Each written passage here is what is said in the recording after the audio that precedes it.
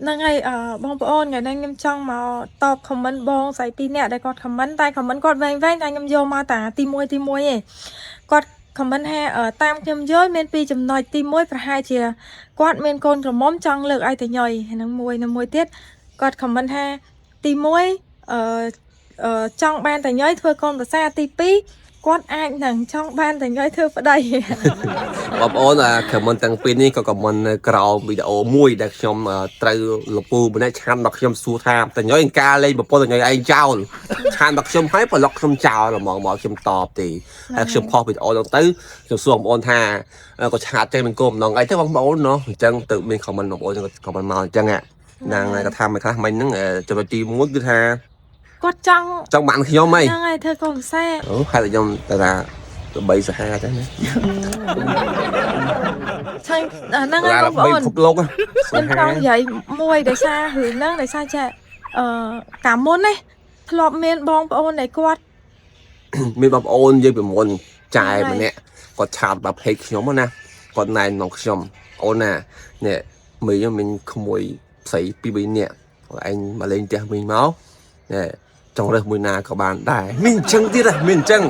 ហើយឆាតមកនោះពេលនោះខ្ញុំមើលឆាតហ្នឹងខ្ញុំតបហ្នឹងគឺខ្ញុំអង្គុយមួយពន្ធខ្ញុំហ្នឹងបាទខ្ញុំគិតថាអូណោះគិតទៅវាអញ្ចឹងដែរនោះបាទគាត់ឆាតមកណៃនាំកូនក្មួយគាត់ហើយមិនហាងប្តីខ្ញុំក៏អត់ប្រាប់ថាគាត់មានប្រពន្ធមានអីគាត់ប្រាប់គាត់មានប្រពន្ធមានកូនហើយហ្នឹងហើយតាំងដល់ពេលហ្នឹងក៏មានថតវីដេអូមានអីមើលខ្ញុំរហូតដែរប៉ុន្តែខ្ញុំនៅតែឆ្ងល់បងប្អូនហេតុអីមិនថាគាត់ធ្វើអញ្ចឹងហើយយើងទៅខឹងគាត់អីអត់ទេតែគាត់ថាចេះពេលខ្លះខ្ញុំអត់យល់ពីអារម្មណ៍គាត់ទេដែលគាត់ដឹងថាគេមានប្រពន្ធកូនហើយហេតុអីបានត្រូវណែនាំហ្នឹងហើយត្រូវណែនាំអញ្ចឹងតែ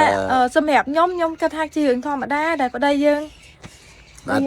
ប្តីយើងslow ដែរ slow អត់ទេមិនតែប្រកាន់ខឹងគាត់ទេណាគាត់ថាខ្ញុំនិយាយរឿងអ្វីដែលខ្ញុំបានជួបទេណាហ្នឹងហើយគាត់ថាហើយឆ្ងល់ថានៅក្នុងលោកយើងមានចឹងដែរណាហើយចេះឆ្ងល់ហ្នឹងទេបាទហ្នឹងហើយម្នាក់នាំកូនក្មួយខ្ញុំស្គាល់នេះមានប៉ុណ្នេះអាយុម៉ាអាយុម៉ាអាយុមួយណាយកទៅមិនដឹងមួយគឺថានេះប្រុសស្អាតអីហូធ្វើមិនប្រៃយើងប្រុសស្អាតទ្រាំទៅធំទៅបិទធ្វើមិនមកទៅបាទមិនថាចង់និយាយថាម៉េចទេបងប្អូនប៉ុន្តែគាត់ថាពេលខ្លះយើងដូចថាខ្ញុំវានៅតែអត់យល់ណាអត់យល់មិនតិចហ្មងអត់ដឹងថាគាត់កំពុងតែគិតអីអត់ដឹងថាគាត់និយាយលេងសើចក៏គាត់និយាយមែនតើទេប៉ុន្តែខ្ញុំគិតថាពេលខ្លះ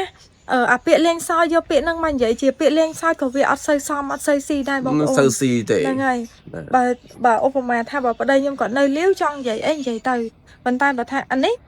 គាត់មានប្រពន្ធមានកូនម្យ៉ាងម៉ែគាត់មានកូនស្មួយឆ្លៃអញ្ចឹងម្យ៉ាងម៉ែគួរចាប់អារម្មណ៍ដែរចាឡងចាប់អារម្មណ៍ទៅគេអូយហាលីអញ្ចឹងវីដេអូហ្នឹងមានប៉ុណ្ណឹងចប់ហ៎ចាំការអរគុណចាំអរគុណដែលបានស្ដាប់អរគុណជួបនៅវីដេអូក្រោយបន្តទៀតបាទអរគុណ